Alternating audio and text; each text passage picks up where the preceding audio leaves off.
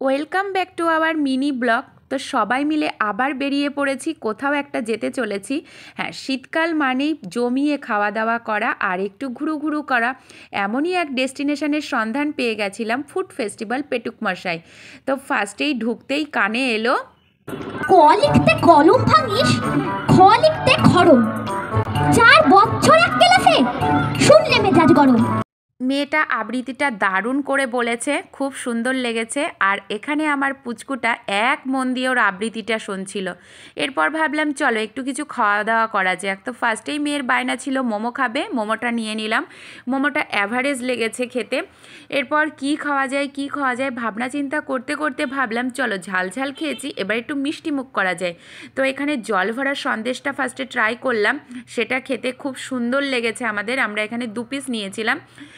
আর এখানের অ্যাম্বিয়েন্সটা ঠিক এমনভাবে সাজিয়েছিল, ভালো সুন্দর। আর এখানে আমার মেয়ে রাগ করেছে, তার কারণ কি জানো? ওর এখন বায়না হয়েছে যে ওখানে যে স্টেজে সবাই পারফরমেন্স করছে ওই পারফরমেন্স ও করবে। ওটাই বারবার রাগ করে দেখাচ্ছে যে আমি এখন ওখানে উঠে কবিতা বলবো। কবিতা আবৃত্তি করলো, তাদের দেখে ওরও ইচ্ছা হয়েছে একটা ছোট্ট কবিতা বলবে। আসুন ওর মুখ থেকে শুনে নি। একটা গাছে তোতা পাখি ডালিম বাজে ম, এত ডাকি তবু কথা কও না কেন বউ।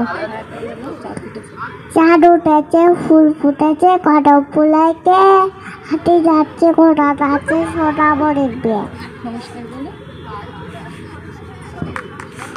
অসংখ্য ধন্যবাদ জানাই। আমার পুচকুটা যে সবাইকে কবিতা বলা দেখে এইভাবে জেদ করে বলবে আমি ওখানে যে কবিতা বলবো আমরা কখনো ভাবতেই পারিনি। ভীষণ মানে মা বাবা হিসাবেও ভালো লেগেছে। আর ওখানে সবাই বলেছে খুব ভালো বলেছো, খুব ভালো বলেছো। এইটুকু সাহস আস্তে আস্তে নিজের থেকে বার করেছে, এটাই যথেষ্ট ওর কাছে। আমরা ভীষণ আনন্দ পেয়েছি ওর এই সাহসটা দেখে। এরপর বড় মেয়ের বায়না হলো স্মোকি বিস্কুট খাবে, তো সেখান থেকে স্মোকি বিস্কুটটা আমরা একবার ট্রাই করলাম।